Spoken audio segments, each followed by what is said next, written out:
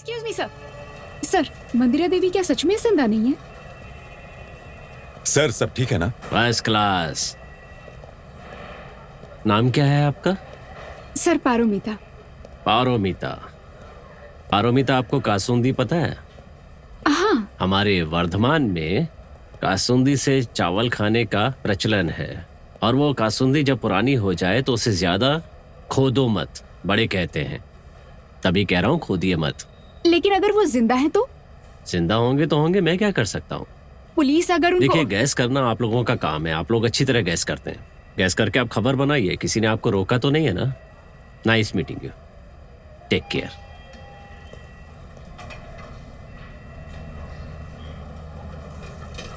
गलत हुआ, बहुत गलत हुआ। क्यों? अरे यही तो मौका था भाई, उसका पता लगाने का। सीनियर ऑफिसर है वो। दैट सीनियर, ना दांत ना नाखून, उस शेर से डरना। मुझे न्यूज़ चाहिए बस। लेकिन मैंने तो कोशिश की ना। उसे कोशिश नहीं कहते, स्ट्रिक्ट रहना पड़ेगा। कैसे बात घुमाकर निकल गया, देखा? इतनी अच्छी न्यूज़ थी। हाँ, पर वो स्टोरी मैंने ही दी थी। जरूर, मैं इनकार कहाँ कर रहा हूँ।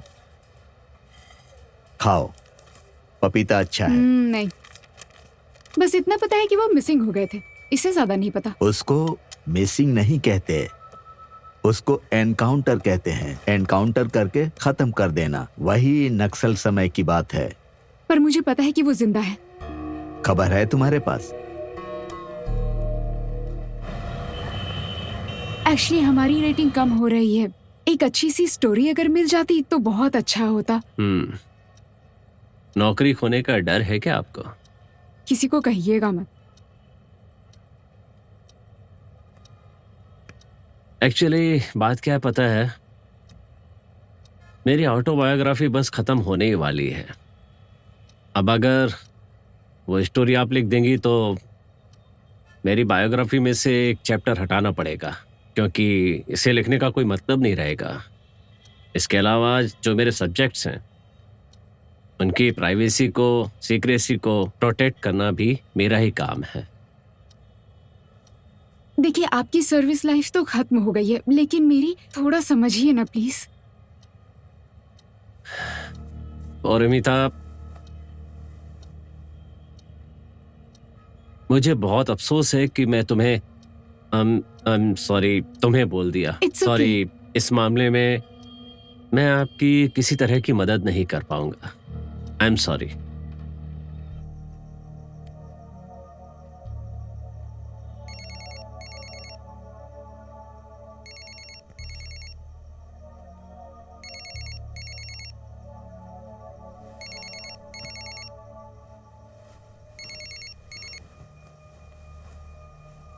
Hello,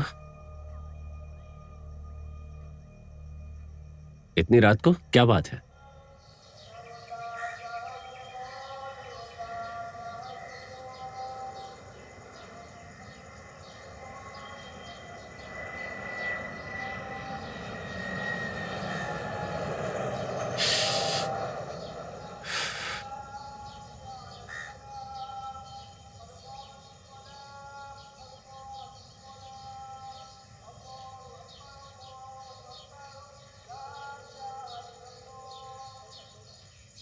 miss Mukherjee.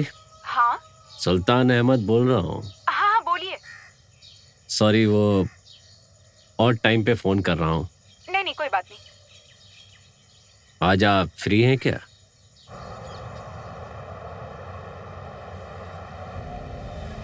तुम्हारे जाने के बाद कल मैंने बहुत देर तक सोचा। मेरे जितने भी एक्सपीरियंसेस हैं, जितने केसेस हैं, अगर मेरे एकाध चैप्टर के बारे में लोग पहले से जान भी जाएंगे तो दिक्कत क्या है उसमें? जानने दो। अच्छा, तुम्हें पता है मेरी एक बेटी भी है? सच में? तुम्हारी उम्र की होगी, बॉस्टन में रहती है। ओह। मुलाकात नहीं होती है। मेरे साथ वो कभी मैसेज या फिर वीडियो कॉल से बात होती है। खैर मैंने सोचा कि अगर तुम्हारे करियर में कुछ हेल्प हो सके तो फिर why not. Oh, you have a heart too. Okay. आज जहां पर नबानो है वहां पर मैं जिस समय की बात कर रहा हूं वहां सिर्फ लाशें रहती थी। एनर्की चारों तरफ, पॉलिटिकल एनर्की, सोशल एनर्की, हर तरफ सिर्फ माफिया राज चलता था। होम सेक्रेटरी ने एक दिन फोन करके बुलाया मुझे। शिवपुर को लेकर सीएम चिंतित हैं। वो चाहते हैं कि आप इस मैटर को देखें। पिछले 2 महीनों में कम से कम 3 लोगों का मर्डर हुआ है, पता है। 5-6 गैंग वॉर हुए हैं। पुलिस इसे कंट्रोल नहीं कर पा रही। क्यों? ठीक है, पता लगाता हूँ, लेकिन मुझे कुछ और इन्फॉर्मेशन चाहिए। ज्यादा वक्त नहीं दे सकता। अगले साल इलेक्शन है। पार्टी चाहती है मैटर खत्म हो जाए। जो सपोर्ट चाहिए हम देंगे। 2-4 को मारूंगा तो फर्क नहीं पड़ेगा ना? ये आपका इंटरनल प्रोसेस है। पार्टी के ऊपर कुछ नहीं आना चाहिए। डीएसपी के साथ मुलाकात हुई? अजय बर्मन। ओके, आ जाइए। इस शालीमार एरिया में रात को लोग बहुत ही कम आते हैं। सारी रात बिजनेस चलता है यहाँ आना मना है। कभी कभी यहाँ पर इधर उधर बॉडी पड़ी रहती है, वही क्रॉस फायरिंग में। बिजनेस मतलब? आयरन स्क्रैप, लोहे की चोरी करके उसके बाद उसे पूरे हावड़ा में डिस्ट्रीब्यूट किया जाता है। सुबह देखकर पता नहीं चलता कि रात को क्या हुआ होगा। शमशान के पास सारे ट्रक लोड होते हैं और सुबह सारे ट्रक जल्दी निकल जाते हैं। ये स्क्रैप जाता कहाँ है? वो गंगा किनारे है ना सर, बहुत सारी फैक्ट्री हैं, आयरन फैक्ट्रीज। उन्हीं फैक्ट्रीज में ये चोरी के लोहे सप्लाई होते हैं। चलाते कौन है? छोटे मोटे बहुत ग्रुप्स हैं, लेकिन मेन है नेपाल भट्टाचार्य। जाति के ब्राह्मण हैं, पूजा पाठ भी करते हैं। लक्ष्मी की प्राप्ति के लिए पूजा पाठ तो जरूरी है। बैकग्राउंड? लोकल जमींदार के घराने से हैं सर। बाप दादा की भी फैक्ट्रीज थी, वो सब तो चली गई, लेकिन आयरन स्क्रैप सप्लाई करके अभी बहुत पैसे कमाते हैं। पूरे एरिया को कब्जा कर रखा है। उनके गुरु थे भावा पांजा, उनको मारकर खुद ही राजा बन गए। और उनका सबसे बड़ा दुश्मन है तपन बारी, हावड़ा में मछली सप्लाई कंट्रोल करता है।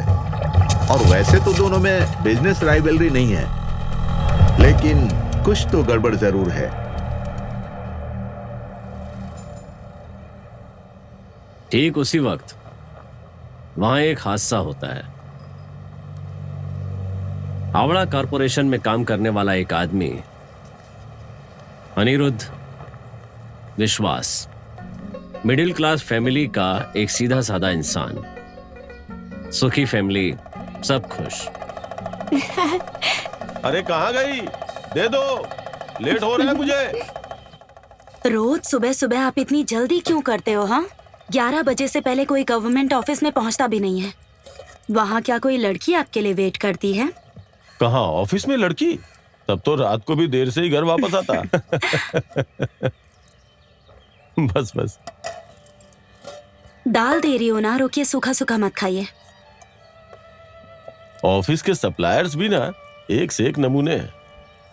ऑफिस खुलते ही आके हाजिर हो जाते हैं, अलग से बात करना चाहते हैं। वही एक ही बात, सर पैसा लीजिए, साइन कर दीजिए। अरे भाई, साइन तो मैं ऐसे ही कर दूंगा, लेकिन काम तो लीगल होना पड़ेगा कि नहीं? आप उनके झमेले में मत पड़िए। अरे नहीं नहीं, वो लोग अच्छे नहीं हैं। झमेला क्यों करूंगा? अच्छे से समझाता हूँ, लेकिन समझते ही नहीं है। कहा है कि आज समझाएंगे। सुनिए ना, घर आते वक्त मछली लेकर आइएगा। पिताजी कई दिनों से मछली मछली कर रहे हैं। अच्छा, रेहू भी होगा तो भी चलेगा। हाँ ठीक है, ठीक है। भूल मत जाइएगा। हाँ आई पिताजी। आप अच्छे से खा लीजिएगा।